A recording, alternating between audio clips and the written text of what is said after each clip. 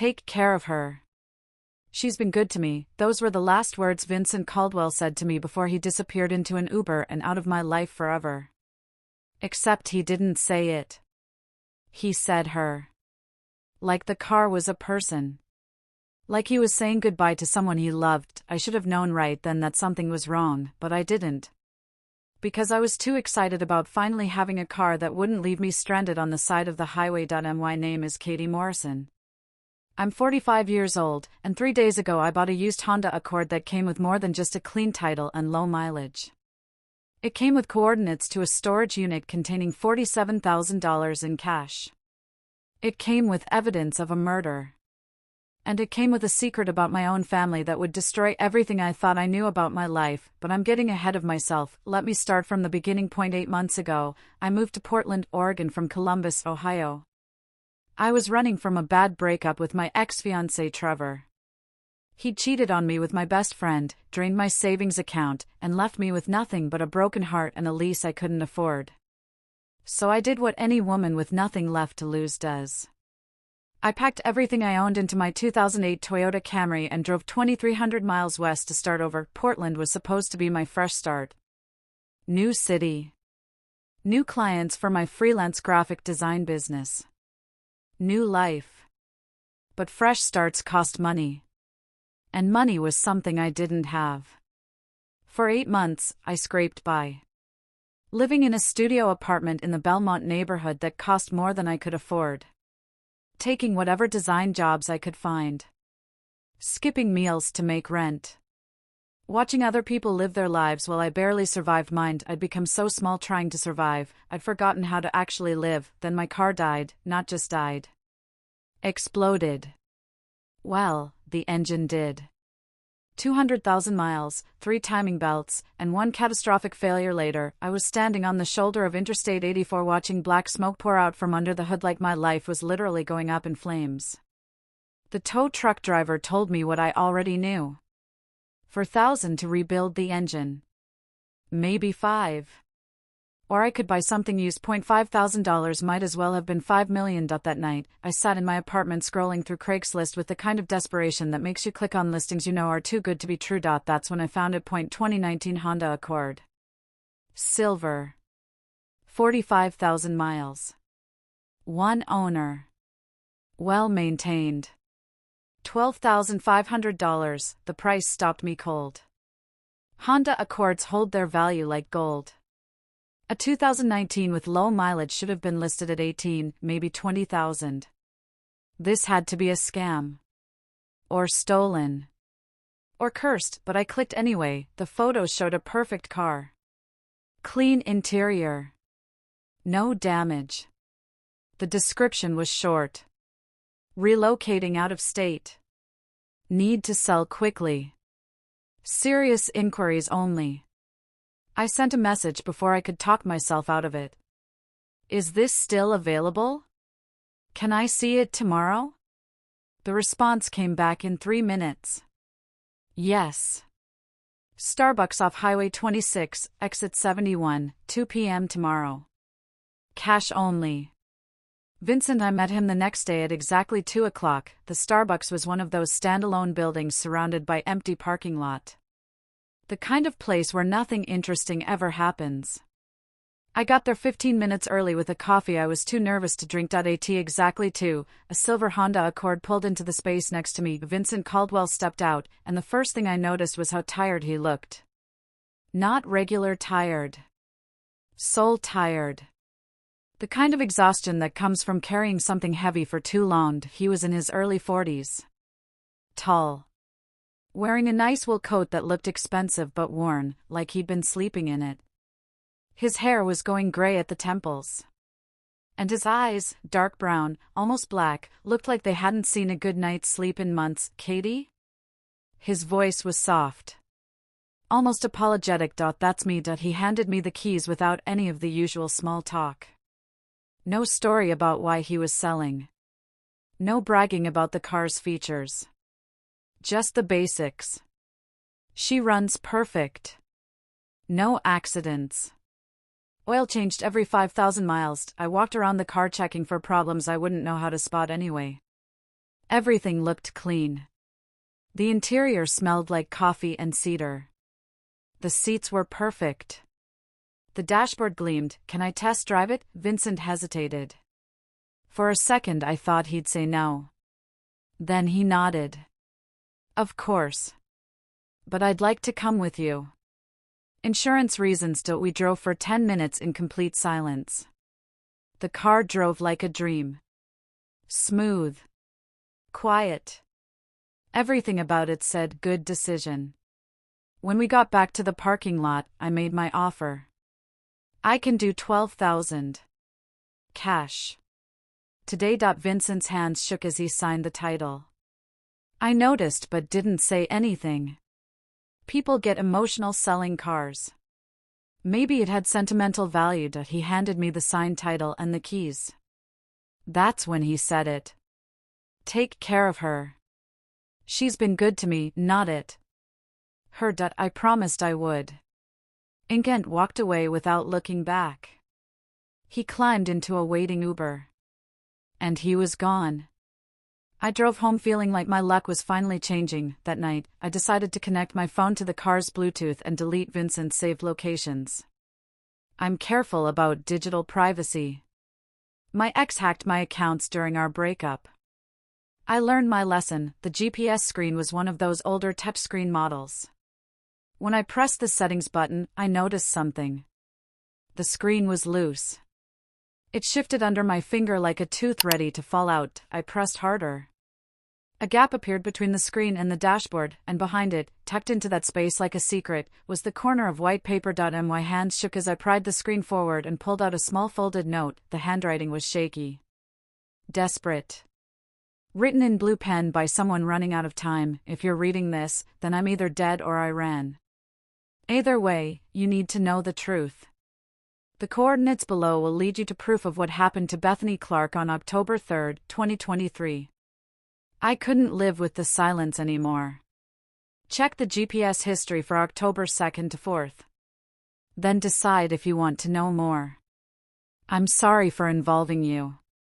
VC." Below the message were GPS coordinates: 45.5428 degrees north, 122.9765 degrees west. I read it 3 times before my brain accepted what I was seeing. Then I did what any paranoid person would do. I Googled the name. Bethany Clark. The search results loaded and my blood went cold. Portland Tribune, October 5, 2023. Local elementary teacher missing after leaving work. The Oregonian, October 10, 2023. Search for missing teacher enters second week. No leads. Willamette Week, March 2024. Bethany Clark case goes cold. Family pleads for answers. Bethany Nicole Clark, 29 years old.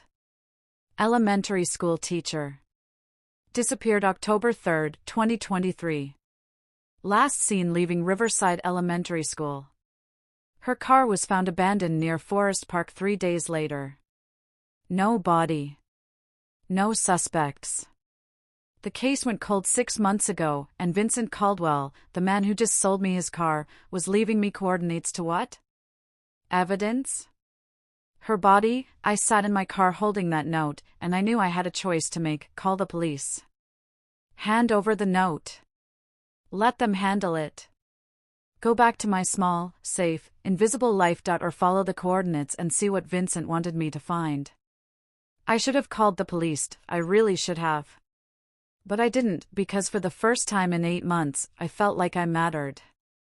Like I was part of something bigger than designing logos for startup companies.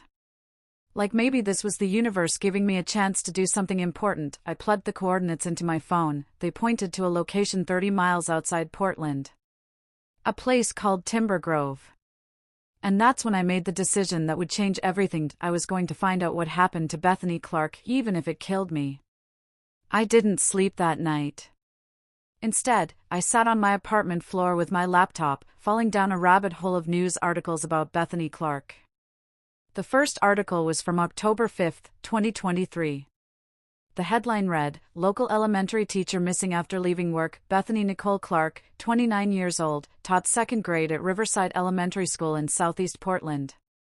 She'd been reported missing when she didn't show up for dinner with her mother. Her phone went straight to voicemail.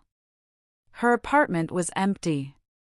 Her car was gone. The second article was from October 10th. Search for missing teacher enters second week, no leads. Over 200 volunteers had searched Forest Park. K-9 units. Helicopters. Dive teams in nearby water sources.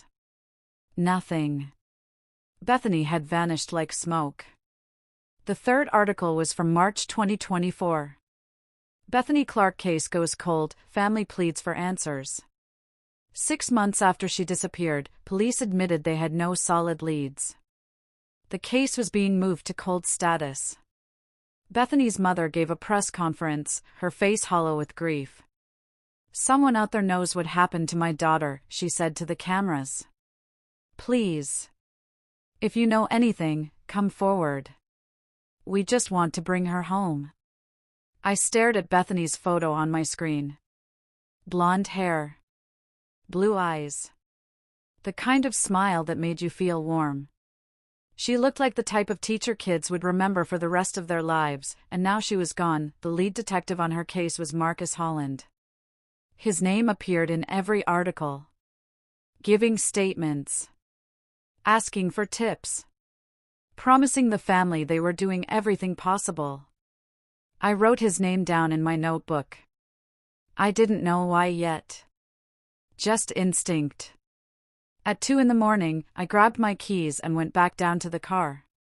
Vincent's note had said to check the GPS history for October 2nd through 4th. I needed to see where this car had been during the days Bethany disappeared. I sat in the driver's seat and powered up the navigation system. It took me a few minutes to find the history menu, but when I did, my hands started shaking. The GPS keeps records of every destination. Every route. Every stop. I selected October 2nd, 2023. The screen loaded.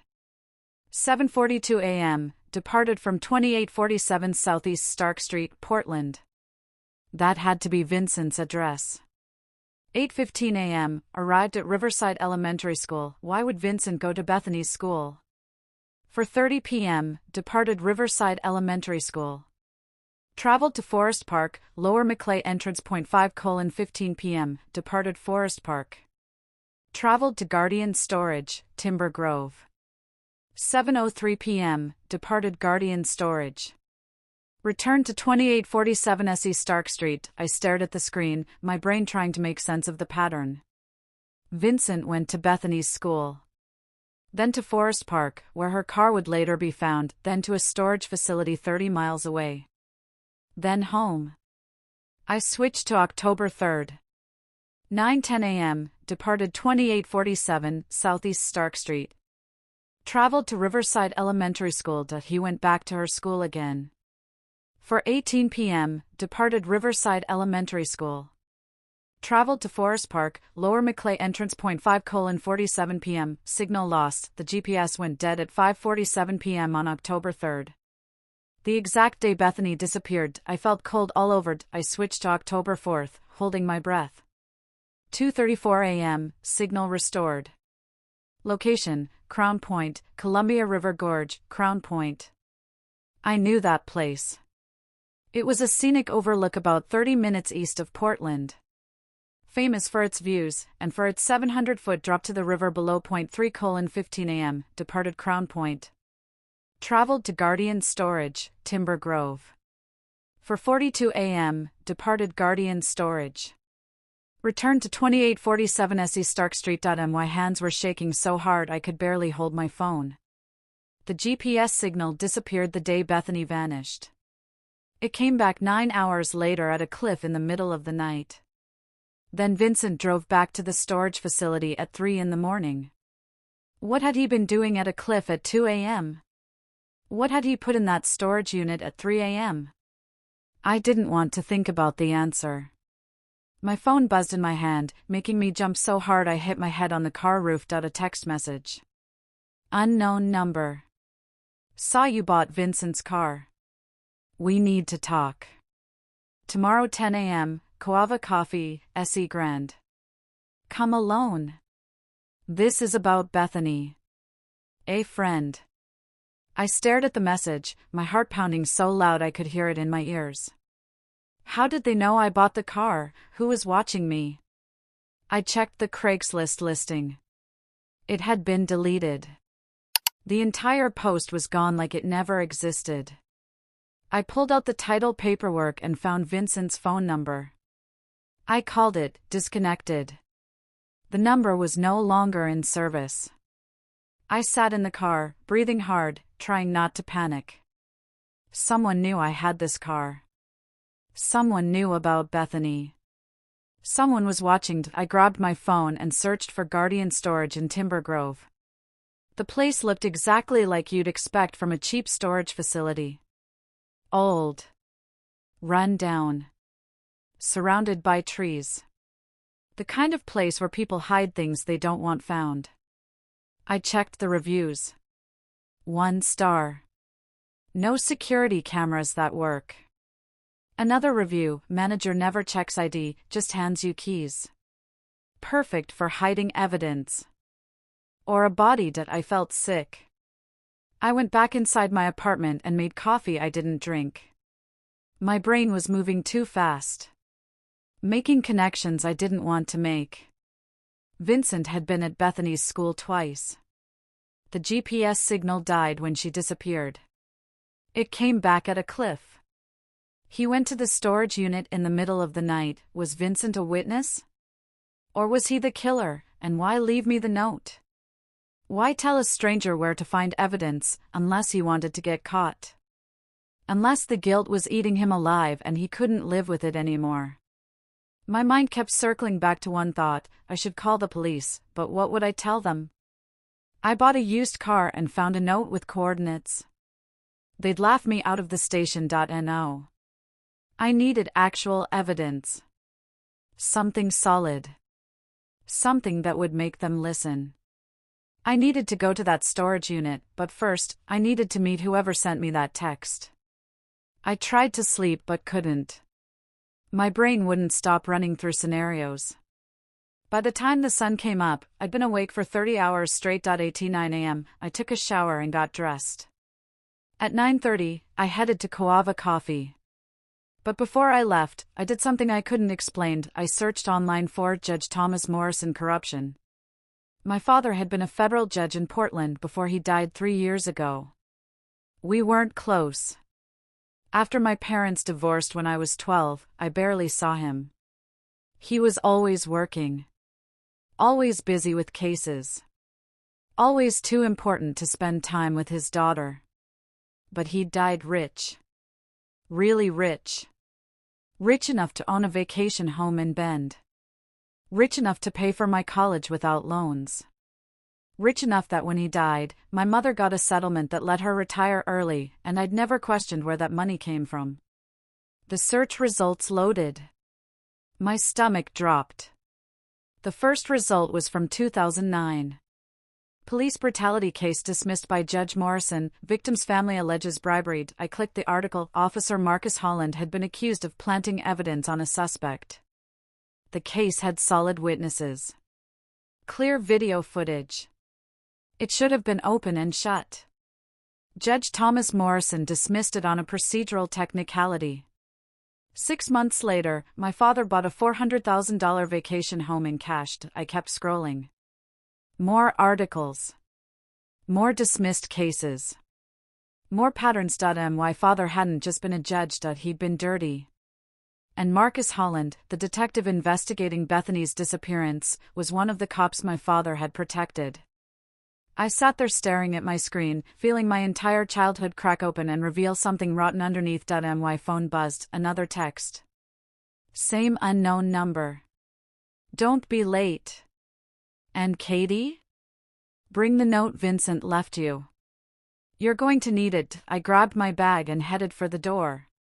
I had no idea who I was about to meet, but I was starting to realize this wasn't just about Bethany Clark, this was about my father, and whatever he'd done 15 years ago was coming back to destroy me now. Coava Coffee was packed when I walked in at 9:55. The place smelled like expensive espresso and had that Portland vibe: exposed brick walls, people on laptops pretending to work, baristas with tattoos discussing the notes in their single origin beans. I ordered a Cortadou. I was too nervous to drink and found a table in the back corner where I could see both exits. My father used to say that was basic survival instinct. Always know your way out. Funny how his paranoid habits were rubbing off on me now. I checked my phone. 10 a.m. Then 10:05. 10:10, nobody approached me. Maybe this was a prank. Maybe I was losing my mind. Maybe I should just go home and forget any of this ever happened. At 10:17, a woman walked through the door. She was in her mid-30s, maybe 5'4", with dark hair pulled into a messy bun. Jeans. Hiking boots. Rain jacket. She looked like every other person in Portland. But her eyes were different. Sharp. Tired. Like she hadn't slept in months. She scanned the room, locked eyes with me, and walked straight to my table. She sat down without asking. Katie Morrison? Her voice was low. Urgent. That's me. Who are you? My name is Sloane Parker. I was Bethany Clark's teaching assistant at Riverside Elementary. She glanced around the coffee shop like she expected someone to be listening. We don't have much time. They're watching you now. Who's watching me? The same people who disappeared Bethany. She reached into her bag and pulled out a manila folder, sliding it across the table. Vincent Caldwell was Bethany's boyfriend. Did you know that? I blinked. The GPS history suggested they knew each other, but they'd been together for 2 years. Bethany kept it private because she was planning something big. Sloane's eyes filled with tears. She was going to expose a corruption ring inside the Portland Police Department. My blood went cold. What kind of corruption? Evidence tampering. Drug trafficking. Money laundering. Sloane leaned forward. Bethany witnessed Detective Marcus Holland removing confiscated drugs from the evidence locker and replacing them with fakes. She started documenting everything. Photos. Videos. Dates. Times. She had enough evidence to send Holland and at least 5 other cops to prison for decades. I opened the folder. Inside were photocopies of evidence logs, photographs of police officers I didn't recognize, and pages of handwritten notes in neat teacher handwriting. Vincent helped her gather this? Vincent did more than help. He was a civilian IT contractor who maintained the evidence room's digital security systems. He had access to surveillance footage, digital records, everything. Between his access and Bethany's eyewitness accounts, they built a case that couldn't be ignored. So what happened? Sloane's hands clenched into fists on the table. They were supposed to meet with an FBI agent on October 4th. But on October 3rd, Bethany never came home from school. Her car was found in Forest Park. And Vincent. She paused, struggling. Vincent called me that night, completely hysterical. He said Holland had shown him photos. Photos of what they'd done to Bethany. Holland told Vincent if he ever spoke about the evidence, if he ever went to the FBI, they'd kill him too. Oh God, Vincent went into hiding. Changed apartments 3 times in 6 months. Changed his phone number. Stopped using social media. He was terrified. But he kept the evidence. Stored it somewhere safe. Somewhere Holland couldn't find it. Guardian storage, I said. Unit 247. Sloane's eyes went wide. You know about the storage unit? Vincent left me coordinates. In the car. Behind the GPS screen. Jesus Christ. Sloane ran her hands through her hair. That crazy son of a, he actually did it. He always said if something happened to him, he'd find a way to get the evidence to someone who could use it. But why me? I asked. I'm nobody. I'm a freelance graphic designer who just needed a car. Why involve a random stranger? Sloane's expression shifted. I saw something flicker across her face. Pity. Or maybe fear. You're not a random stranger, Katie. What are you talking about? Vincent didn't sell you that car by accident. He chose you specifically. She pulled out her phone and showed me a screenshot. It was a background check report. My background check report. My photo. My address. My work history. And at the bottom, Father, Thomas James Morrison, deceased. Former federal judge, District of Oregon. My hands went numb. Ingent researched you for 2 months before listing that car, Sloan said quietly. He knew exactly who you were. Who your father was. My father has nothing to do with this. He died 3 years ago. Your father has everything to do with this. Sloan pulled out another document. A court record from 15 years ago. State of Oregon versus Marcus Holland. Charges: evidence tampering, obstruction of justice, presiding judge, Thomas J. Morrison. Result: case dismissed. The coffee shop tilted sideways. 15 years ago, Marcus Holland was caught tampering with evidence in a murder trial, Sloan explained. He was arrested. Charged. Facing 10 years in prison. But your father dismissed the case on a technicality. Holland walked free. And 6 months later, your father bought a vacation home in Bend, Oregon for $400,000 cash. You're saying my father was bribed? I'm saying your father was part of a judicial corruption network that's been protecting dirty cops in Portland for over 20 years. And Bethany was about to expose all of it. No. This couldn't be true. My father was difficult, distant, obsessed with his career. But he wasn't corrupt. He wasn't a criminal, but even as I thought it, memories surfaced. The way he suddenly had money after years of my parents fighting about bills. The new cars. The vacation home. The expensive private schools he could suddenly afford. Vincent left you the evidence because he knew you'd want the truth about your father, Sloan said. He thought you'd be motivated to expose everyone involved. I don't believe you. My father was. My phone buzzed. A text from an unknown number. Stop talking to Sloan Parker. Leave the coffee shop now. You're being photographed. Vincent. My heart stopped. Vincent's alive? What? Sloan grabbed my phone, read the message. Her face went pale. That's impossible.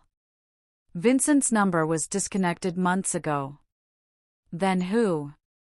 The door opened. A man in a dark suit walked in. His eyes scanned the room methodically. He looked like a federal agent. Or a cop. We need to go, Sloan whispered.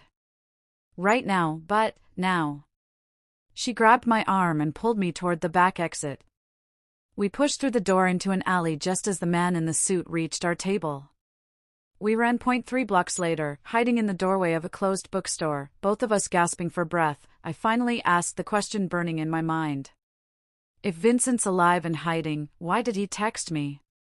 How does he even have my number? Sloane's expression was grim. I don't think that text was from Vincent. Then who? Someone who wants you to stop investigating. Someone who's been watching you since you bought that car. My phone buzzed again. Another text. The USB drive on Vincent's keychain. Check it. But don't plug it into anything connected to the internet. And don't trust Sloan. She's not who she says she is. A real friend.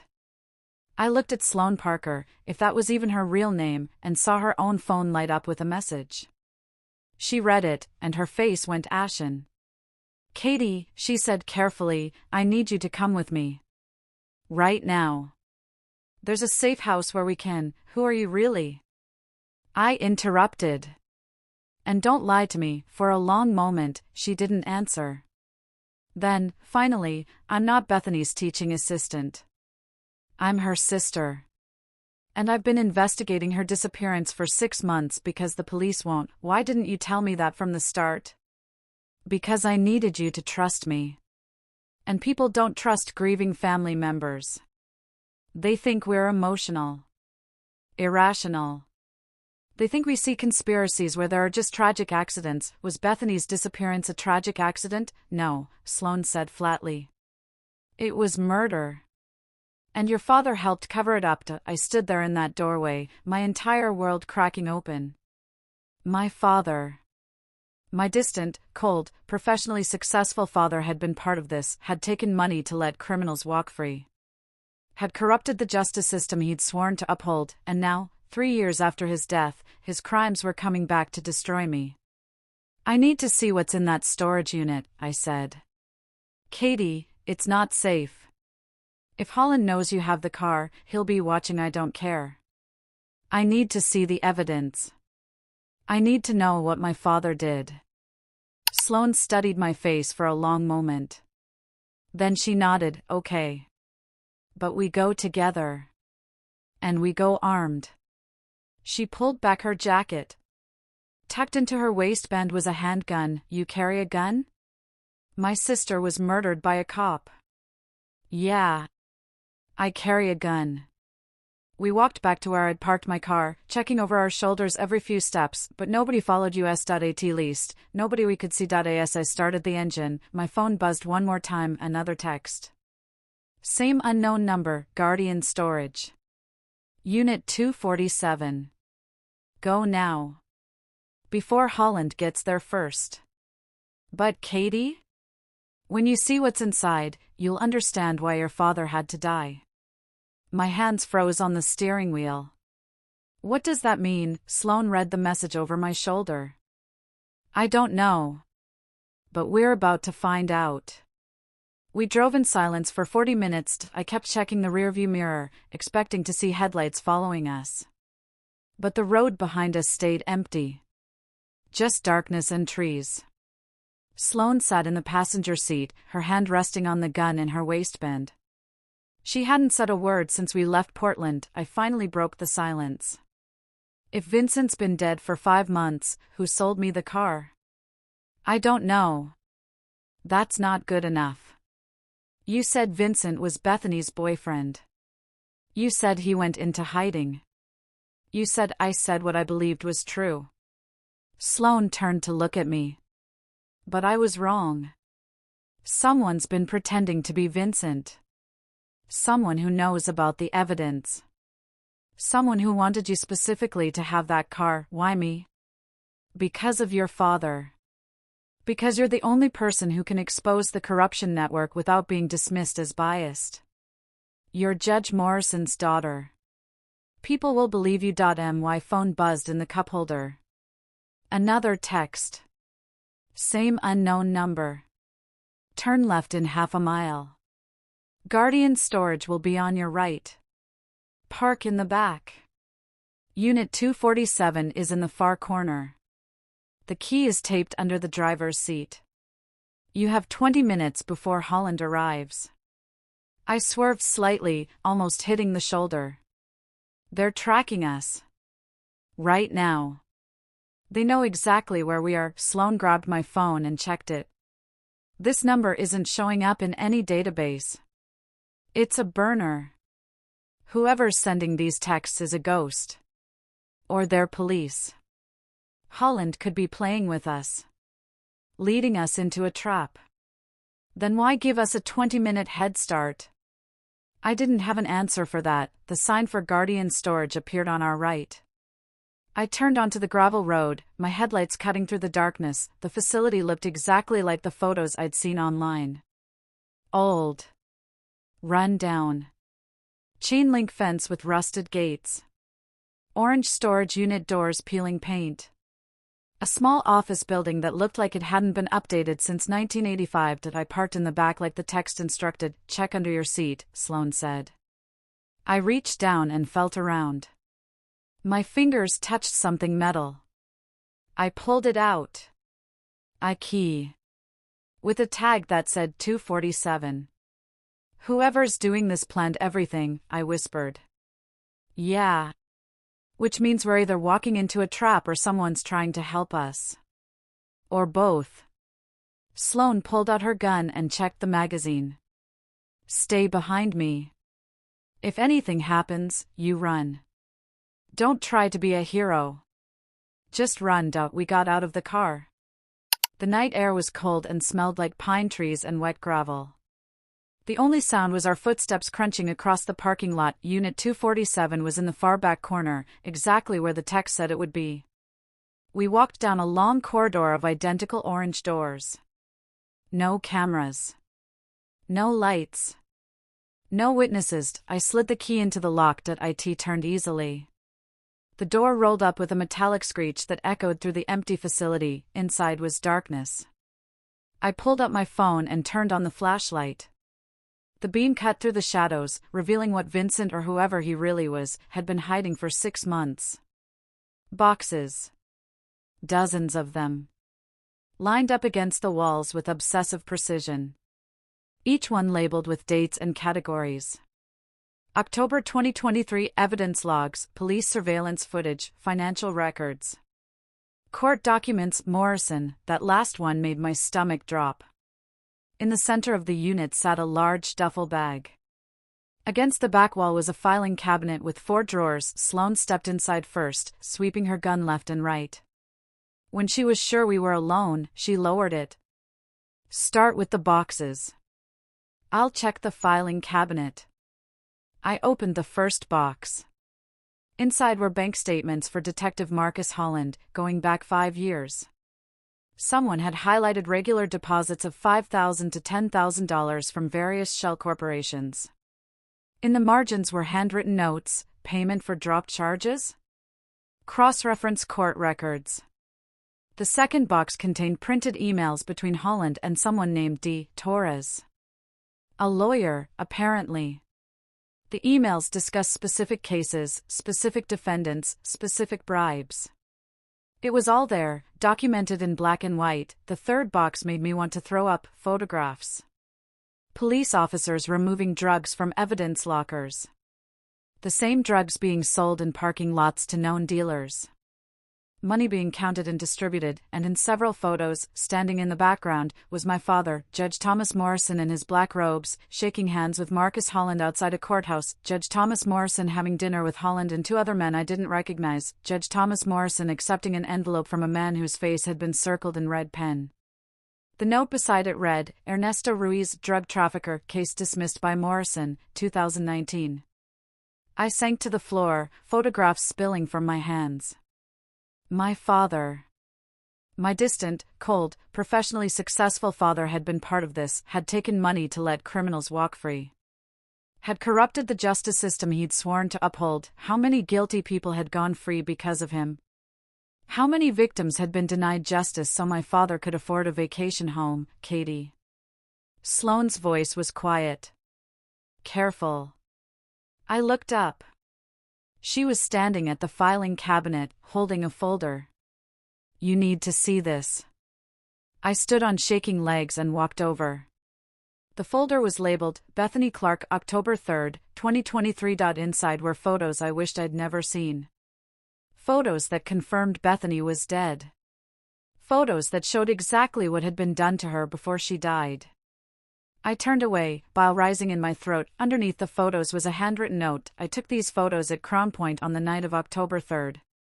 I followed Holland's car after he picked up Bethany from the school parking lot. I watched him drive her to the gorge. I watched him throw her body off the cliff. I documented everything. But I was too afraid to save her. I'm a coward. And now I have to live with that. If you're reading this, please don't make the same mistake I did. Take this evidence to the FBI. Expose them all. Give Bethany's family the truth. Vincent Caldwell. I read it twice, trying to process what it meant. Vincent didn't kill Bethany, I said. He witnessed her murder and was too terrified to stop it or report it, which means Holland killed her. And Vincent spent 6 months living with the guilt. But if Vincent's been dead for 5 months, who wrote this note? Sloane didn't answer. She was staring at something else in the filing cabinet. Katie. Look at this, she held up a photograph. It showed a young woman in a police uniform. Early 20s. Dark hair. Serious expression. The name tag on the uniform read, M. Torres. Who is that? I don't know. But there's a file on her too. Sloane pulled out another folder. This one was thicker. Older. Inside was a police report from 2009. Officer Melissa Torres, age 19, had filed a formal complaint against Detective Marcus Holland for planting evidence on a suspect during a drug arrest. She'd witnessed him do it. She'd documented it. She'd prepared to testify. The case went to Judge Thomas Morrison.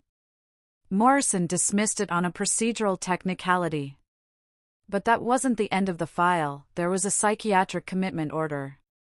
Signed by my father. Emergency involuntary psychiatric hold. Diagnosis: delusional disorder, paranoid type, danger to self and others. Subject: Melissa Torres. At the bottom of the order, in my father's handwriting, was a note: necessary containment. H. sends regards. H. Holland. My father had her locked up, I whispered. To silence her, for 3 months, Sloane said, reading the discharge papers. She was held in a psychiatric facility for 3 months. Medicated. Isolated. And when she was released, she had a psychiatric record that would follow her forever. No one would ever believe her again. Where is she now? I don't know. But I'm guessing she's the one who's been sending you those texts. My phone buzzed. You found the files. Good. Now you know what your father did to me. Now you understand why this isn't just about Bethany. This is about 15 years of corruption. And you're going to help me finish it. Check the duffel bag. Take the cash. You'll need it. But leave everything else. The FBI is coming. MT. Melissa Torres. I walked to the duffel bag and unzipped it. Inside was cash. Stacks and stacks of $100 bills, bundled with rubber bands. I didn't count it, but it had to be at least $40,000 or $50,000. Underneath the cash was something else. 3 burner phones. A passport with Vincent Caldwell's photo but a different name, Marcus Reeves, and a flash drive labeled insurance. I held up the flash drive. What do you think is on this? Probably more evidence. Or leverage. Something Melissa wanted kept separate from everything else. My phone buzzed again. Holland is 5 minutes away. Take the cash and the flash drive. Leave through the back fence. Don't go to your apartment. Don't contact anyone. I'll find you when it's safe. MT, we need to go, Sloane said. Right now. I grabbed the duffel bag and slung it over my shoulder. Sloane took the flash drive and shoved it in her jacket pocket. We ran for the back of the facility. There was a gap in the chain-link fence, just big enough to squeeze through. We pushed through, tearing our jackets, scraping our hands. Behind us, I heard car engines. Headlights swept across the storage units. We ran into the trees and didn't stop until we couldn't hear the cars anymore. We collapsed against a tree trunk, gasping for breath. Who is Melissa Torres? I asked between breaths. Someone your father destroyed. Someone who's been planning revenge for 15 years, and she wants me to help her? She wants you to finish what she started. Expose your father. Expose Holland. Expose the entire network. But my father's dead. What's the point? Sloane looked at me in the darkness. Your father might be dead. But his legacy isn't. And neither is his money. Everything you inherited came from corruption. From bribes. From blood. I didn't inherit anything. My father left everything to my mother. Did he? My phone buzzed one more time. Check your bank account, Katie. Your father set up a trust in your name. $2.3 million. You've been the beneficiary since the day he died. You just didn't know it. My hands went numbed. I opened my banking app. Logged in. Checked my accounts. And there it was. A trust account I'd never seen before. Established 3 years ago. Current balance, $2,347,891.52. I'd been living on ramen and skipping meals to make rent, and the whole time, I'd had over $2 million I didn't know about. $2 million in blood money. She's right, I whispered. Everything I have came from corruption. So what are you going to do about it? I looked at Sloane in the darkness, and I made my choice. I'm going to give it all back. We made it back to my car. Sloane was breathing hard, constantly checking over her shoulder. I threw the duffel bag in the trunk and started the engine with shaking hands. Where do we go? I asked. Anywhere but here. I pulled out of the trees and back onto the main road. My headlights were the only light for miles. No other cars. No street lights. Just darkness and forest on both sides. We'd been driving for maybe 5 minutes when I saw them in my rearview mirror. Headlights. Coming fast. Someone's following us. Sloane turned to look. How far back? Half a mile. Maybe less. Speed up. I pressed the accelerator. The Honda responded smoothly, climbing from 50 to 70. The headlights behind us got closer. They're gaining, I said, my voice tight. Sloane pulled out her gun and checked the magazine. If they try to run us off the road, don't stop. Just keep driving. The headlights were right behind us now. Close enough that I could see it was a black SUV. Then the SUV's high beams flashed on, flooding my car with blinding white light. I couldn't see the road. Couldn't see anything except white light burning my retinas. Pull over. A voice boomed through a loudspeaker. This is the Portland Police Department. Pull over now. My heart stopped. That's Holland, Sloane said. Don't stop. It's a trap. He's a cop. If I don't stop, he's a corrupt cop who murdered my sister. If you stop, we're both dead. I kept driving. The SUV rammed us from behind. My car lurched forward. I fought to keep control, gripping the steering wheel so hard my knuckles went white. He rammed us again. Harder this time. There. Sloane pointed to a narrow dirt road on the right. Turn there. I yanked the wheel. The car skidded onto the dirt road, gravel spraying under the tires. The SUV followed, right on our bumper. Trees closed in on both sides. The road got narrower. Rougher. Then I saw it ahead. A dead end. The road stopped at an old barn, long abandoned. I had nowhere to go. I slammed on the brakes. The car skidded to a stop 20 feet from the barn. Holland's SUV pulled up behind us, blocking our only way out. Get out, Sloane said. We run for the trees. We jumped out of the car and started running. Stop! Holland's voice echoed through the darkness. There's nowhere to go. We made it maybe 50 feet before we realized he was right. The forest was too dense. We'd trip over roots, crash into trees. We'd never outrun him. We stopped, breathing hard, and turned around. Detective Marcus Holland stood in front of his SUV, casual and confident. Like he had all the time in the world. Like this was just another day at work. He was tall. Mid-40s. Graying hair. The kind of face that looked trustworthy. The kind of cop you'd believe when he said he was trying to help. Katie Morrison. He said my name like we were old friends. Funny running into you all the way out here. I didn't answer. Holland walked closer, his hand resting on the gun at his hip. We can do this the easy way or the hard way. Easy is you hand over that duffel bag and whatever else you took from the storage unit. You drive away. You forget this ever happened. You live your life. And the hard way? I managed to ask. Holland smiled. Well, you saw what happened to Bethany Clark. Ice flooded my veins, you killed her. I did what was necessary. She was going to destroy good men doing difficult work. Sometimes the system needs protecting from people who don't understand how it really works. My father helped you, I said. Holland laughed. Actually laughed. Your father? Honey, your father built this. Thomas Morrison was the architect.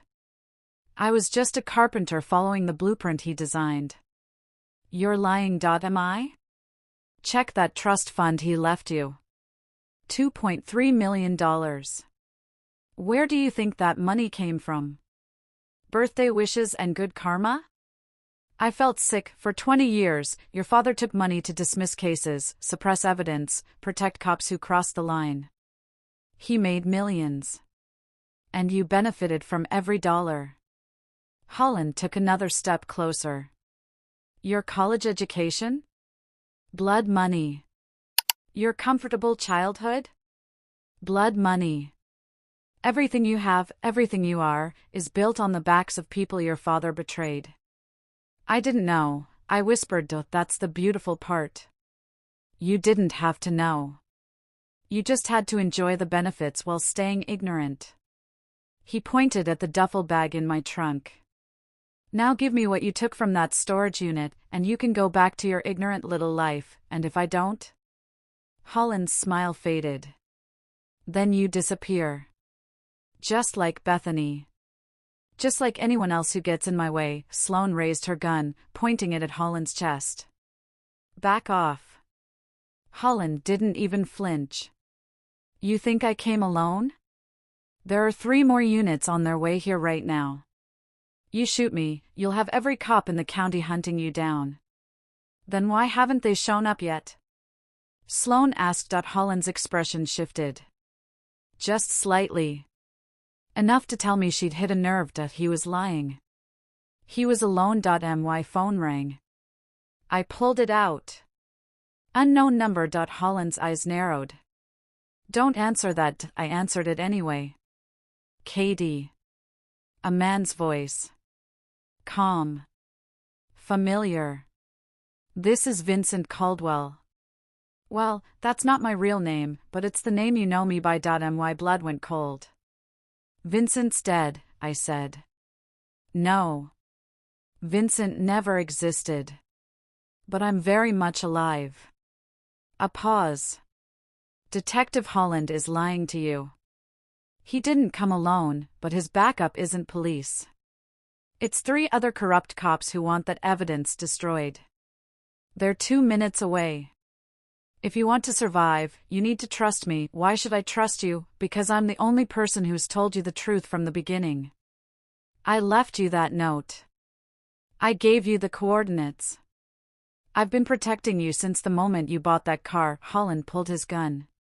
Hang up the phone, Katie. The voice on the phone spoke faster. There's an old logging road 30 yards to your left. You can't see it from where you're standing, but it's there. Take it. Drive north for 2 miles. There's a clearing. I'll meet you there. We'll talk. And I'll explain everything.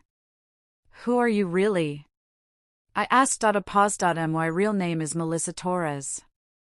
15 years ago, your father destroyed my life. And now I'm going to show you exactly what kind of man he really was.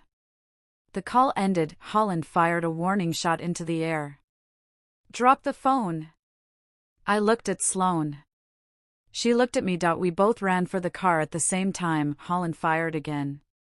The bullet hit the ground inches from my feet. We dove into the car. I started the engine.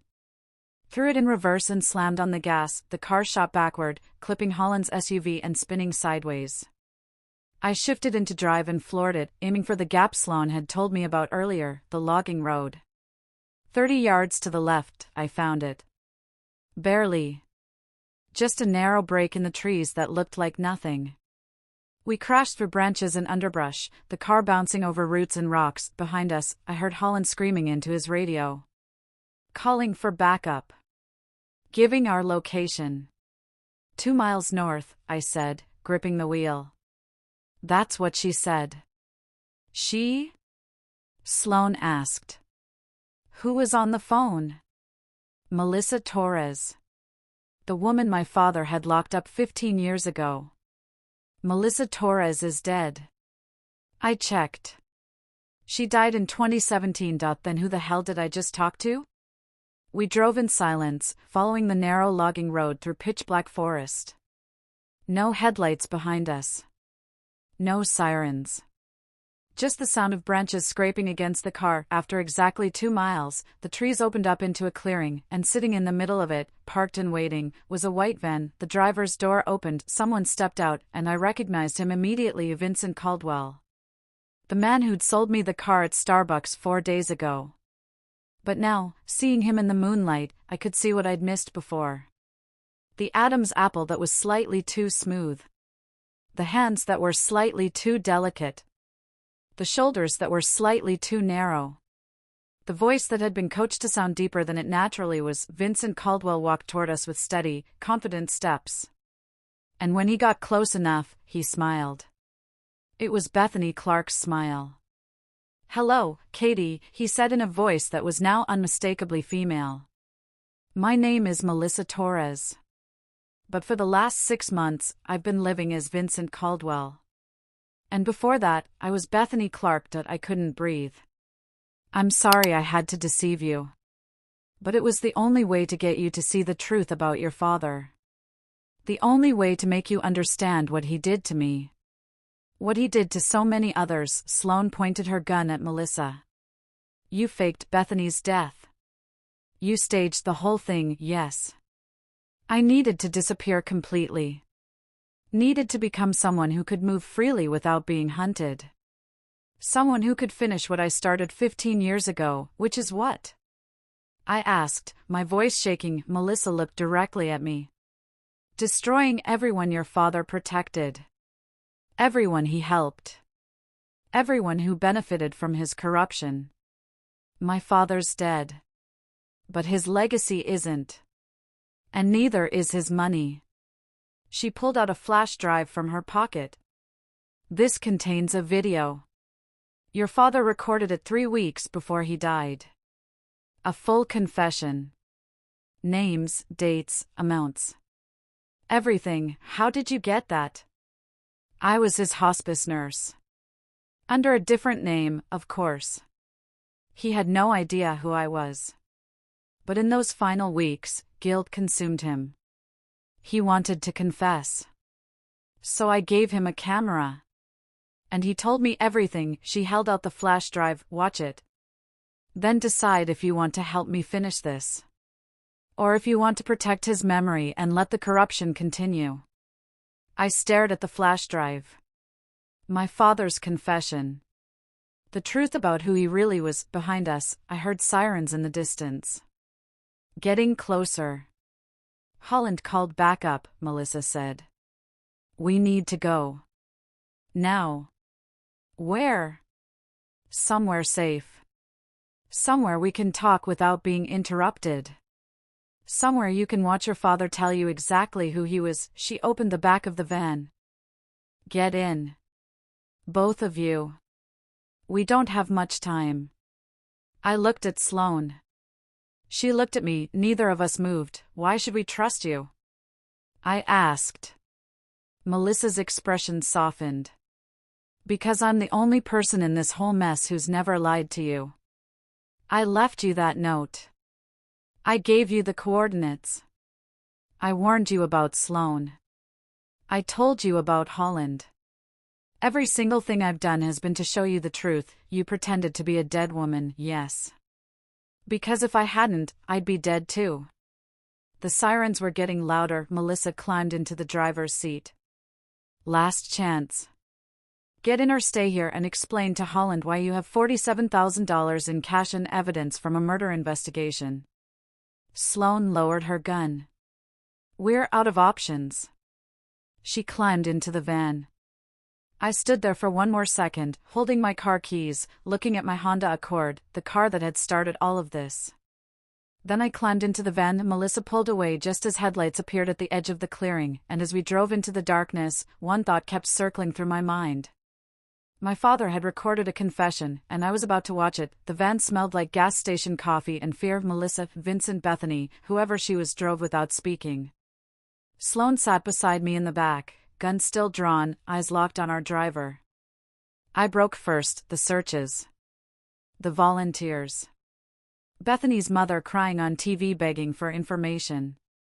All of it was real, every bit. Melissa's eyes met mine in the rearview mirror. I staged my car at Forest Park. Left hair samples. Blood from a cut I made on my arm. Made it look like violence. Then I walked away into a safe house I'd prepared months earlier. Why? To become invisible. To transition without anyone tracking me. To finish what your father prevented me from finishing 15 years ago. Sloane leaned forward. You've been living as Vincent Caldwell for 6 months. Hormone therapy started the day I disappeared. Voice coaching through video calls. Legal name change filed in Nevada under a different identity first, then transferred to Vincent Caldwell in Oregon. I built a complete life. Credit history. Work references. Digital footprint. I became someone who never existed until I needed him to. My head spun. And you spent 6 months preparing to sell me that car? I spent 6 months gathering the final evidence. Learning everything about you. Timing it perfectly. She turned onto a dirt road.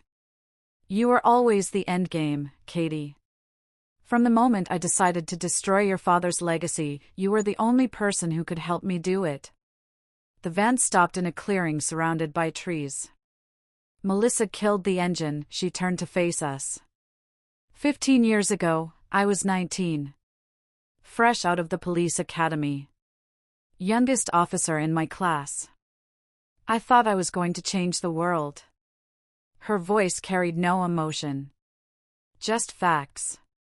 Marcus Holland was my training officer. 3rd week on the job, I watched him plant heroin on a suspect during a traffic stop. The guy was clean. Holland manufactured evidence to meet his arrest quota. You reported him, I said. I documented everything. Photos. Written statements. Audio recordings. I thought the system would work. I thought justice mattered. She laughed, sharp and bitter. Your father's courtroom was where truth went to die. He dismissed the case. Worse. He sealed the records. Had me blacklisted from every police department in Oregon. Destroyed my career before it started. Melissa's hands clenched the steering wheel. I was 19 years old and suddenly unemployable. My parents stopped talking to me. My fiancé left. I fell apart. So you became a teacher. I rebuilt. Took years. Finally found purpose helping kids. Moved on. She met my eyes. Then in 2022, I saw Holland on the news. Promoted to detective. Leading investigations. Testifying in court. The man who planted evidence was now trusted with solving crimes. That's when you started investigating again. That's when I realized your father's corruption wasn't one case. It was a network. 20 years of bribes. Dozens of dirty cops protected. Hundreds of cases manipulated. And at the center of it all, Judge Thomas Morrison. Sloane's gun lowered slightly. So you faked your death to expose him. I faked my death because living as Bethany Clark meant I'd never get justice. I needed to become someone new. Someone with access. Someone who could move through their world undetected. Melissa opened her laptop. And I needed Judge Morrison's daughter to be the one who destroyed his empire. Not me. You. Why me specifically? Because when you expose corruption, people look for bias. If I came forward, they'd say I was a bitter ex-cop with an agenda. But you? You're his daughter. Your grief is real. Your shock is genuine. People will believe you because you have nothing to gain and everything to lose. Melissa pulled up files on her laptop. Spreadsheets. Timelines. Photos point 2 years of planning. I created Vincent Caldwell from nothing. Got hired as an IT contractor for evidence management systems. Spent a year collecting proof, bank records, encrypted emails, surveillance footage your father thought was deleted. You had access to police systems, I had access to everything. Vincent Caldwell had impeccable credentials. Background checks came back clean because I built the identity that thoroughly. She scrolled through documents. October 2023, I staged my disappearance. Let the media frenzy play out. Let Holland think he'd scared me into silence or worse. Then you researched me. Obsessively. Your work history. Your breakup. Your move to Portland. Your financial struggles. I knew when your car would die before you did. I tracked the maintenance records. I knew you'd be desperate enough to jump on a deal that seemed too good to pass up. Sloane shook her head. You manipulated everything. I orchestrated justice. Melissa's voice hardened. Your father left you $2.3 million in a trust, Katie. His money. His reputation. His sealed court records that only family can access legally. You're not just his daughter, you're the key to unlocking everything he tried to hide.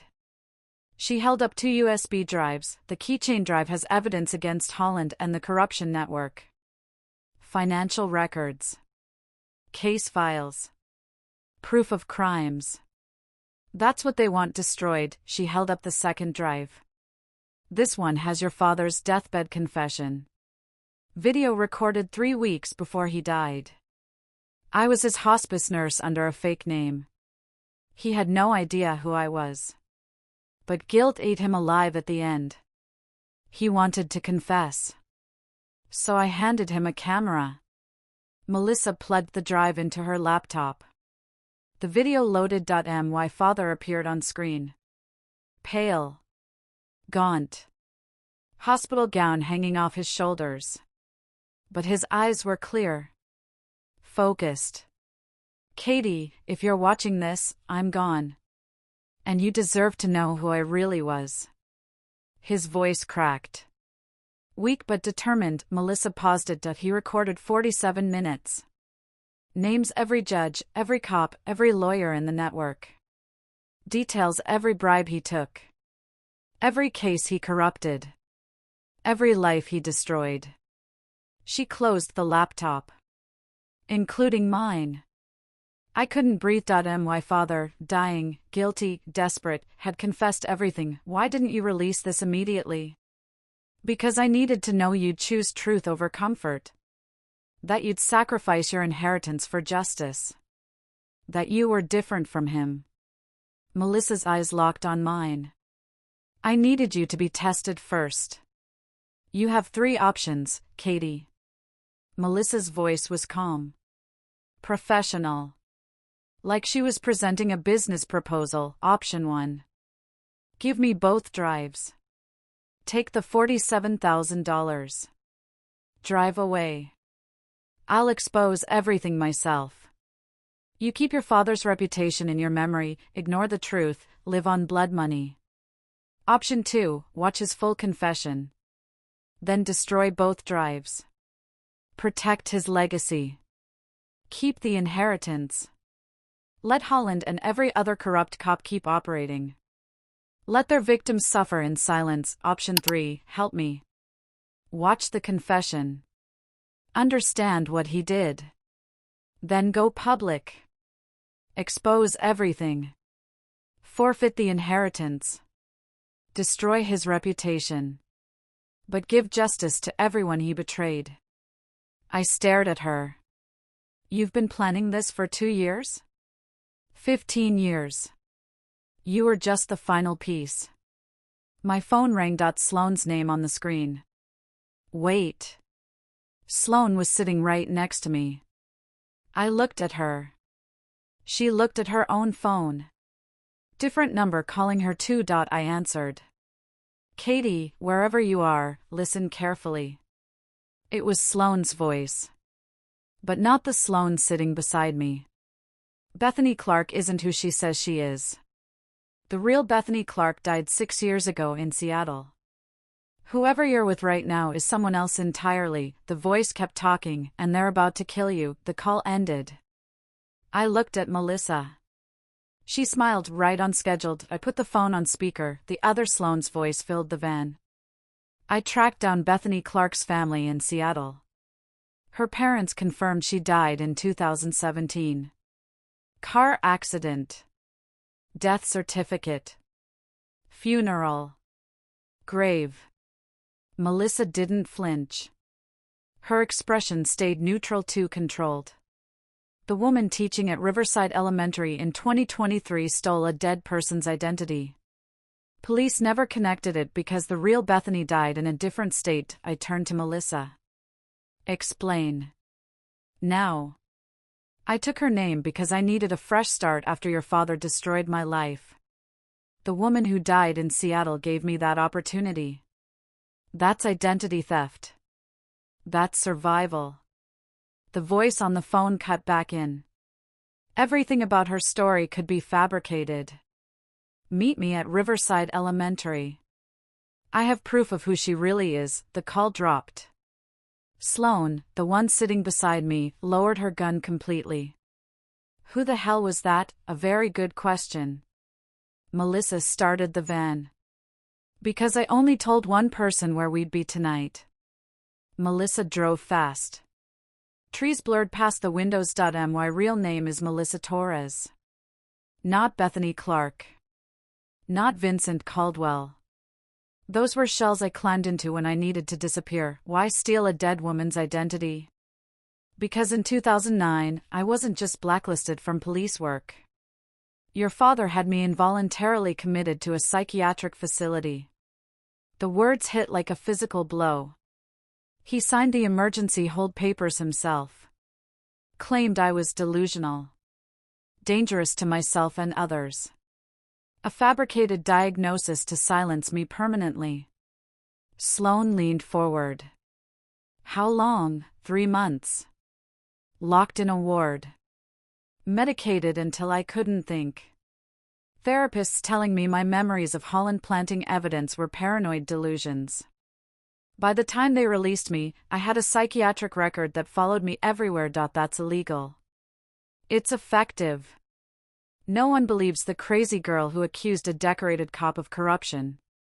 Melissa's knuckles went white on the steering wheel. Your father made me invisible. So I became someone else. You found Bethany Clark's obituary. 2017, Seattle. Single car accident. No surviving family except elderly parents in a nursing home. I took her name. Her social security number. Built a new life as an elementary school teacher. No one suspected until 2022. Until I saw Holland promoted. Until I realized your father's corruption wasn't just my case, it was systematic. Decades of it. And I couldn't stay silent anymore. Melissa pulled over on a dark side road. She opened a folder from under her seat. Inside were psychiatric commitment papers from 2009. My father's signature covered the bottom. Bold. Authoritative, emergency psychiatric hold authorization, patient, Melissa Torres, age 19, diagnosis, delusional disorder, paranoid type. Danger to self and others. Committed by order of Judge Thomas Morrison. I read it twice. 3 times. He had you locked up to protect Holland. He had me locked up to protect his income stream. Melissa pointed to handwritten notes in the margin. Look at this. My father's handwriting. Small and precise. Necessary containment. H. sends regards. H. Holland, they coordinated it together. Holland filed the complaint. Your father authorized the hold. I was 19 years old and they buried me in a psychiatric ward like I was garbage. My hands shook holding the papers. Do you know what forced medication does to a teenager? What it's like having doctors tell you your reality is false. That your memories are symptoms? Melissa's voice cracked for the first time. I spent 3 months questioning my own sanity. And when I got out, no one would hire me. No one would believe me. I was marked. My phone buzzed, text from Holland, Melissa Torres. That's who you're really with. Psychiatric patient. Unreliable witness. No court will believe her. But they'll believe you when you testify she kidnapped you, threatened you, tried to extort money. Come to Riverside Elementary. Let's end this civilly. I showed Melissa the text. He's setting a trap. Sloane's working with him. How do you know? Melissa pulled up an audio file on her phone. Hit play. Holland's voice came through the speaker. She bought the car.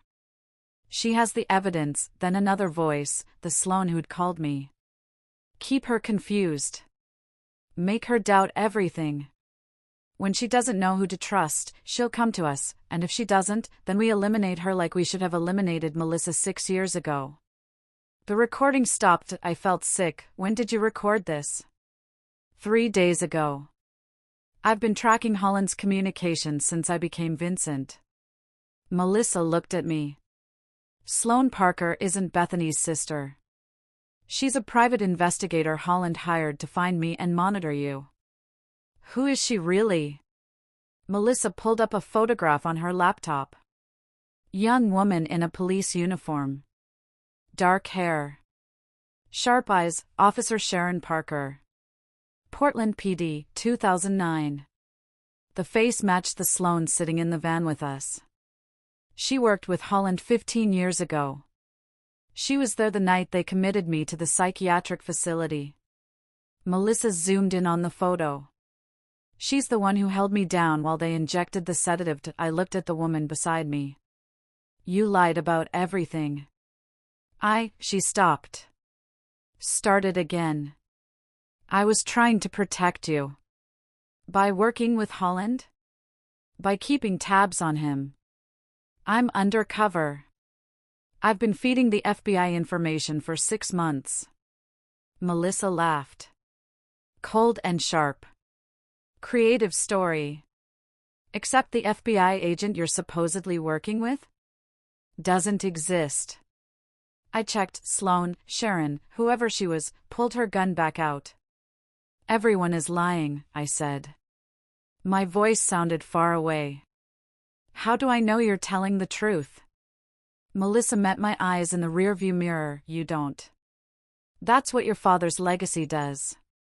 It poisons everything. Makes trust impossible. Turns everyone into liars and victims and weapons. Her phone buzzed. Security alert. She pulled up a video feed on her laptop, Guardian storage. Unit 247.2 figures moving inside, loading boxes into an unmarked van. The camera angle was clear enough to see faces. One of them was my mother, Patricia Morrison. 68 years old. Gray hair pulled back. Moving with purpose through the storage unit like she'd been there before, like she knew exactly what she was looking for. The other figure was a man in an expensive suit. Older. Authoritative. He pointed at the filing cabinet. My mother opened it. The court records, she said. Her voice came through the laptop speaker. That's what has the evidence. What about the USB drive? The man asked. Thomas said she'd keep it close. We need to find the daughter. The video feed continued. My mother, my quiet, retired schoolteacher mother, was destroying evidence of my father's crimes. She wasn't a victim. She was an accomplice. Melissa's laptop showed live feed from a camera hidden inside Unit 247. My mother moved through the storage unit like she owned it. Methodical. Practiced. She knew exactly where everything was. The man with her wore a tailored suit. Silver hair. He gestured at the filing cabinet. The court records are in there, my mother said. Her voice came through crystal clear. Thomas kept everything organized. What about the USB drive? He told me she'd keep it close. We need to find Katie. My vision blurred. My mother knows. My voice sounded hollow. She's known all along. Melissa kept her eyes on the screen. She didn't just know. She helped him hide it for 20 years. On the laptop, my mother opened drawers with confidence. Pulled out files. Handed them to the suited man who loaded them into boxes. They were destroying evidence. Right now. While I watched. How long has she been doing this? Since the beginning, probably. Melissa closed the laptop. Your father couldn't have run a corruption empire alone. He needed someone to manage the money. Someone trustworthy who wouldn't ask questions. Or someone who was paid enough not to care. Memories crashed through my mind. Moments I'd ignored or misunderstood. Age 23. Parents screaming behind their bedroom door about the account in the Caymans. I'd assumed it was vacation savings. Age 25. The divorce. Mom kept the Bend vacation house worth $400,000. Dad kept everything else. I'd thought they were being fair. Age 29. Mom's comment over Thanksgiving dinner, your father provides well because he understands value. I thought she meant he was financially smart. Age 36. Dad's funeral. Mom sold the Bend house within a month. Moved to a small condo in Ohio. I thought she was downsizing after grief. Age 45. 8 months ago. Mom's reaction when I said I was moving to Portland, too many memories there, honey. Stay in Ohio where it's safe. She wasn't protecting my feelings. She was keeping me away from my father's jurisdiction. She was protecting him, I said. Protecting his money. Protecting herself. Melissa pulled up bank records on her laptop. Protecting her cut. Your mother received $50,000 annually from your father for 20 years after the divorce. Direct deposits to an offshore account.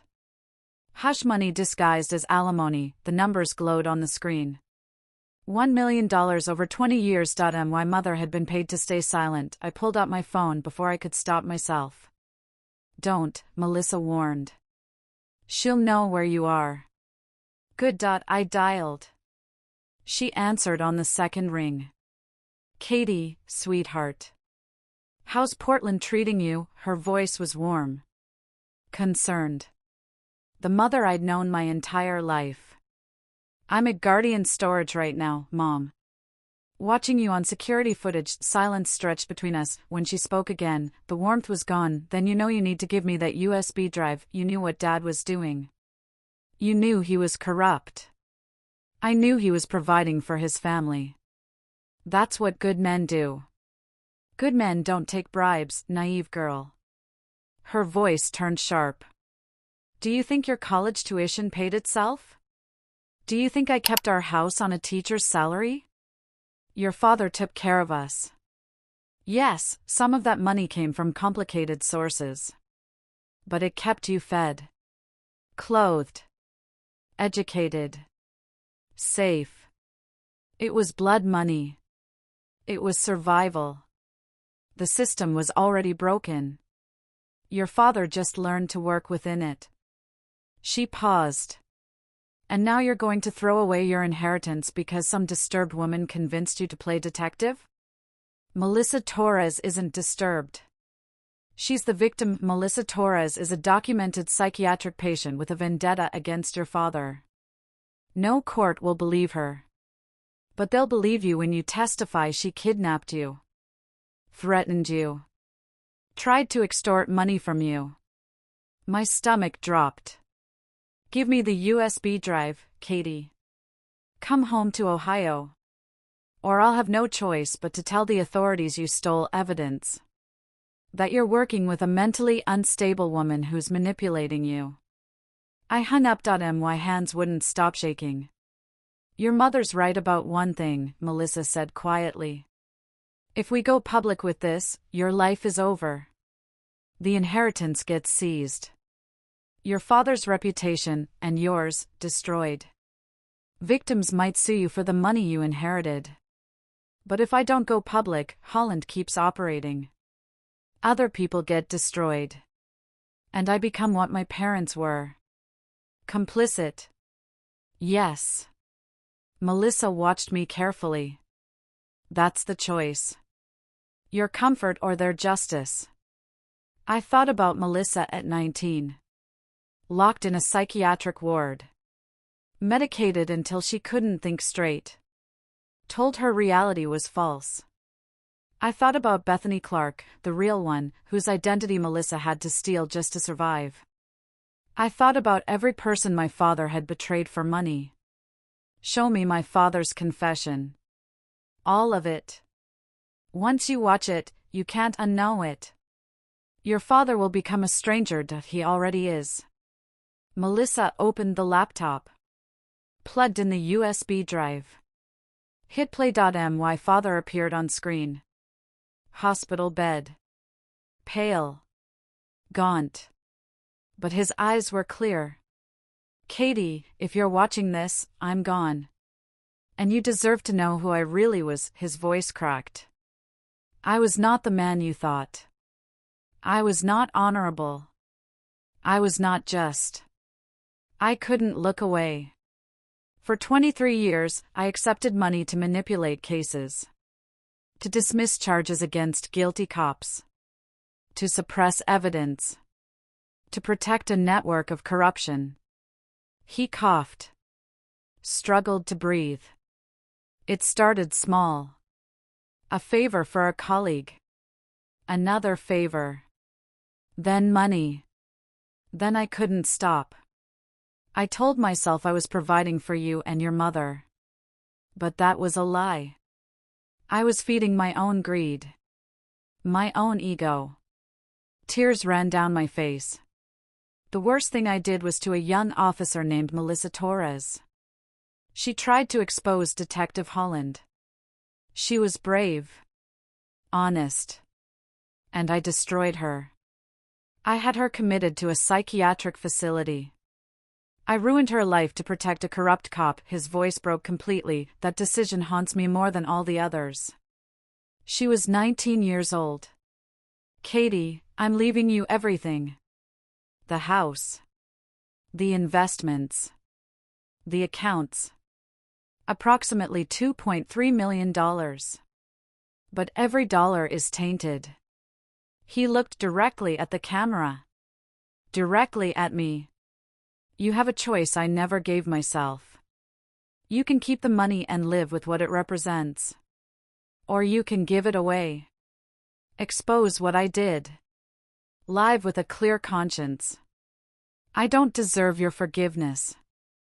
I don't even deserve your grief. But you deserve the truth. I'm sorry, the video ended. I sat in silence. $2.3 million, I whispered. That's what my father's soul was worth. Melissa's phone exploded with alerts. She pulled up another security feed. Guardian storage parking lot. 6 police cars. Lights flashing. Officers surrounding the facility. Holland's voice boomed through a megaphone. Melissa Torres, you're under arrest for kidnapping, extortion, and the murder of Bethany Clark.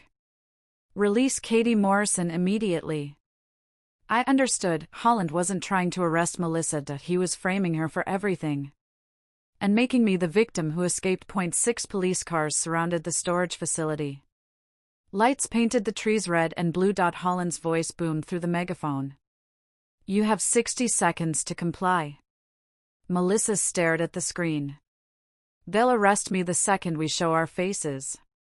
My psychiatric history makes me unreliable. They'll bury the evidence. Claim I fabricated everything. Not if I give them a reason to listen. What are you talking about? I pulled out my phone. Opened Facebook. Went to live video.my. Name is Katie Morrison. I'm the daughter of late federal Judge Thomas Morrison. And I'm about to expose 20 years of judicial corruption in Portland, Oregon. I hit the button. The screen showed 12 viewers. Then 47. Then 200. Melissa's eyes went wide. What are you doing? Changing the narrative. I opened the van door. They can't make me a victim if I'm speaking voluntarily. The viewer count hit 500. I stepped out into the flashing lights. I held my phone high. Camera facing forward. Recording everything. For the past 3 days, I've been investigating evidence left to me by Melissa Torres, a woman my father falsely committed to a psychiatric institution 15 years ago. I walked toward the storage unit. Officers moved to intercept but hesitated when they saw the phone. My father, Judge Thomas Morrison, accepted bribes for over 2 decades. He protected corrupt officers. Dismissed legitimate cases. Destroyed lives of people who tried to expose the truth. I held up the USB drive to the camera. This drive contains documented proof. Bank records. Email correspondence. Photographs. And a deathbed confession from my father himself. Viewer count, 3,400. Holland stepped into frame. Katie, you don't know what you're doing. Turn off the camera. I turned to face him directly. Kept recording. Detective Marcus Holland planted evidence. Trafficked drugs through the evidence locker. Murdered or threatened anyone who tried to expose him. Holland froze. His face shifted as he realized what was happening. Everything he did now was being watched. Recorded. Shared. Turn that off, he said through gritted teeth. Detective Holland killed Bethany Clark. Threw her body off Crown Point. My father helped him cover it up. Viewer count, 8,900. Comments flooded the screen. Someone record this. Call the FBI. Is this real? A van pulled into the parking lot. My mother behind the wheel. She saw me. Saw the phone. Saw the viewer count climbing on my screen. Her face went pale. She tried to reverse. Melissa's van blocked her exit. I walked to her vehicle. Camera still rolling. This is my mother, Patricia Morrison. She's currently removing evidence from this storage unit to protect my father's legacy and her financial interests. I opened the van's sliding door. Boxes filled the back. Each one labeled in my father's handwriting. Evidence, Holland cases 2009-2024. Court records, dismissed cases. Financial transactions, offshore accounts. My mother's voice cracked. Katie, turn that off. You're destroying your family. You destroyed it when you chose money over integrity. Viewer count, 15,200. The comments multiplied. Screenshots were being shared. The video was being downloaded and re-uploaded faster than it could be deleted. How much did Dad pay you, Mom? $50,000 a year? Was it worth it? She didn't answer. Just stared at the camera like it was a weapon pointed at her chest. 3 black SUVs cut through the police perimeter. FBI agents stepped out. Badges visible. Professional. Prepared, the lead agent approached me. I'm Special Agent Rebecca Chen, FBI Portland Division. We've been monitoring this live stream and tracking Holland's activities for 6 months. I kept recording. You were already investigating? We were. But we needed evidence that would hold up in court. Evidence that couldn't be dismissed or buried. She glanced at my phone. You just gave us that. Ms. Morrison, we need that USB drive and everything in that storage unit. I handed her the drive. It's yours. But I have copies. And so does every one of the 16,000 people watching this right now. Holland bolted. FBI agents tackled him before he made it 10 feet. Handcuffs clicked. Miranda rights echoed across the parking lot, all on camera. Another agent moved toward a car parked at the perimeter. Sloan, Sharon Parker, sat in the driver's seat. She was arrested without resistance. Viewer count, 22,700. FBI agents swarmed the storage unit. Photographing. Cataloging. Securing evidence. Agent Chin turned to me. You know you've just forfeited your father's inheritance. This will all be seized as proceeds of criminal activity. I know. I'm okay with that. Melissa stepped out of her van. Two agents moved to handcuff her. Protocol, Chin explained. Melissa didn't resist. You didn't have to do this, she said to me. You could have walked away. You didn't walk away 15 years ago when you tried to report Holland. You lost everything trying to do the right thing. The least I could do was finish what you started. Tears ran down her face. Real ones. Thank you, Agent Chin addressed Melissa. Ms. Torres, you'll need to give a full statement. We'll need to discuss the identity theft charges, I understand. I stepped forward. Whatever charges she faces, I want to testify on her behalf. She's a whistleblower, not a criminal, Chin nodded. We'll take that into consideration. I turned back to my phone. Addressed the camera directly. My name is Katie Morrison. I just gave up $2.3 million. And I've never felt richer. If you inherited wealth, ask yourself where it came from. If you know about corruption, speak up.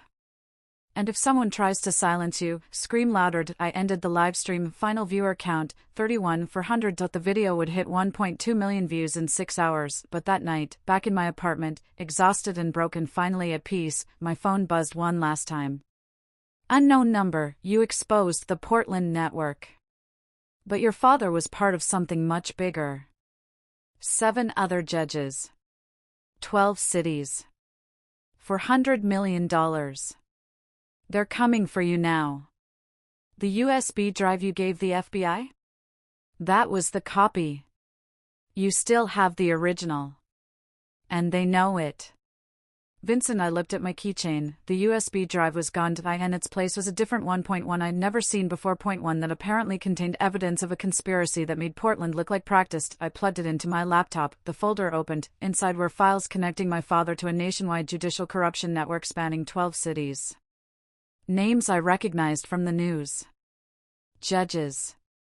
Senators. Police chiefs. $400 million in bribes over 25 years. My father wasn't just corrupt, he was an architect in a system that had been rotting from the inside for decades, and now I had proof. I looked at my phone. At the millions of views. At the comments demanding justice. I'd started something I couldn't stop, and somewhere out there, people much more dangerous than Holland were realizing I was a threat, but for the first time in my life, I wasn't afraid. I was ready. 3 months passed like a storm clearing. I lived in the same studio apartment in Belmont. Same cramped kitchen. Same view of the brick building next door. But everything felt different. The inheritance was gone. Seized by the FBI. Distributed to victims of my father's crimes. People whose lives he'd destroyed got their restitution. Not enough to repair the damage, but something. I was broke again. Freelancing full-time. Taking design jobs that barely covered rent. But I slept through the night for the first time in years. My mother faced charges for obstruction of justice. We hadn't spoken since the live stream. Her lawyer sent a letter demanding I recant my testimony. I burned it. The media coverage went national. Judge's daughter exposes father's corruption. Portland judicial system in crisis after whistleblower revelations. Federal investigation expands to 12 cities. Interview requests flooded my email. Morning shows. Podcasts. Documentary producers. I declined them all. I'm not the hero, I told every journalist who tracked me down. Melissa Torres's book deals arrived offering 6 figures. I declined those too. I don't want to profit from this, I said. Not one more dollar from corruption. Detective Holland sat in jail awaiting trial. Murder. Drug trafficking. Racketeering. His bail was denied. Officer Sharon Parker faced conspiracy and witness tampering charges. 3 other officers were arrested based on evidence from the USB drive. 5 federal judges were under investigation in connected cases. The system was finally being held accountable. And I was finally freed. I visited Melissa at a transition house in Northeast Portland. Small place. Clean. Safe. The FBI granted her limited immunity in exchange for testimony. Identity theft charges dropped. She could finally stop running. I spent 15 years being someone I wasn't, she said over coffee in her small kitchen. Now I get to figure out who I actually am. What will you do? Victim advocacy. Helping other whistleblowers navigate the system. Making sure what happened to me doesn't happen to anyone else. We'd formed an unlikely friendship. Born from trauma, but built on genuine respect. She handed me an envelope. I found this in your father's hospital records. He wanted you to have it, but never sent it. Inside was a letter. Handwritten. Dated 2 days before his death. My hands shook holding it. I read it aloud. Melissa deserved to hear it too. Katie, I don't expect forgiveness. I don't deserve it. But I need you to know, every terrible choice I made, I justified by telling myself I was protecting you. Providing for you. Giving you opportunities. That was a lie. I was protecting myself. I was greedy. I was weak. The only honest thing I can give you now is the truth. And a warning, if you're reading this, you've discovered what I did. Someone will try to use that against you. Someone will offer you a deal. Keep quiet, keep the money, stay comfortable. Don't take it. Be the person I wasn't. Choose integrity over inheritance. Choose truth over comfort. I wasted my life collecting money I didn't need by destroying people who didn't deserve it. Don't waste yours trying to preserve my reputation. I don't have one worth saving. I love you. I'm sorry. Dad, tears ran down my face. I didn't try to stop them. He knew, I whispered. At the end, he knew what he'd become. Melissa's voice was soft. Does that change anything? No. But it helps to know he felt remorse. The second USB drive sat in my desk drawer for weeks. Unopened. I was afraid of what it contained. Afraid of what it would demand from me. Agent Chen agreed to supervise when I finally decided to check it. We used an air-gapped computer at the FBI field office. No internet connection. Maximum security. I plugged it in. Encrypted folder. Password protected, file name, Morrison Family Truth. I tried obvious passwords. His birthday. My birthday. Nothing worked. Then I tried integrity. The folder unlocked. Inside were files connecting my father to a nationwide judicial corruption network. 7 other federal judges. 12 cities across the United States. For $100 million in bribes over 25 years. Names. Dates. Bank accounts. Everything documented with the same obsessive precision my father had used his entire career. Agent Chen stared at the screen. This is RICO-level organized crime. This brings down half the federal bench in the western U.S. Where did this come from? Who sent that text? The final file in the folder was a video message. I clicked play. Melissa appeared on screen. Recording from somewhere I didn't recognize. Katie, if you're watching this, you made the right choice. You exposed Portland.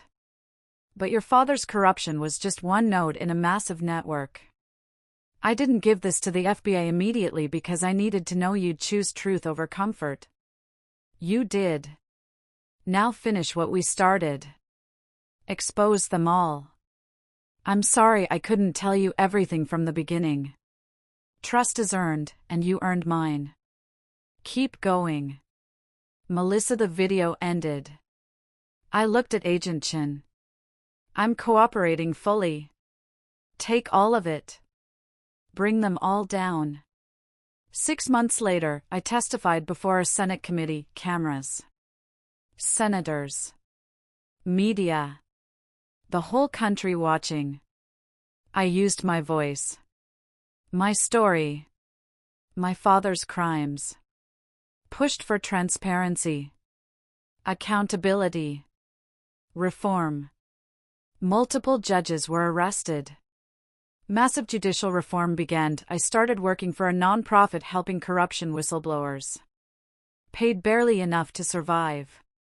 But the work mattered. Melissa and I had coffee every week. Close friends now. Any regrets? She asked. About exposing my father? No. About the inheritance? Sometimes. But then I remember that money was never really mine. It belonged to the people my father hurt. I thought about the choice I'd made. The choice everyone makes eventually. When I bought that used car, I thought I was just getting reliable transportation. Instead, I got a choice. The same choice we all face: who do we want to be when it costs us something? I could have kept the money. Kept my comfortable ignorance. Kept my family name intact, but I would have lost myself. My father spent 20 years collecting wealth by destroying integrity. I spent 3 days losing everything to reclaim mine, and I'd make the same choice again. I drove my Honda Accord, still had it, back to my apartment. My phone rang. Unknown number. I hesitated. Then answered. Ms. Morrison? My name is Tessa Browning. I'm a paralegal in Chicago. I found evidence that my boss, a federal judge, is taking bribes. I don't know who to trust. Someone told me to call you. Can you help me? Melissa sat in the passenger seat. We looked at each other. Smiled. Tell me everything, I said. We drove off toward whatever came next. Sometimes the worst purchase you ever make isn't the one that costs you money, it's the one that costs you everything. And sometimes, losing everything is the only way to find what actually matters. Based on patterns of judicial corruption exposed across the United States from 2000 to 2024. Melissa Torres, name changed, continues advocacy work for whistleblowers. Katie Morrison, name changed, runs the Morrison Integrity Foundation, helping families navigate corruption cases. If you inherited wealth, ask where it came from. If you know about corruption, speak up. Your voice matters. Have you ever discovered a family secret that changed everything? What would you have done in Katie's place? Share your story in the comments. For more stories about courage, justice, and finding yourself when everything falls apart, subscribe to Voice of Auntie Katie. Until next time, choose integrity over inheritance.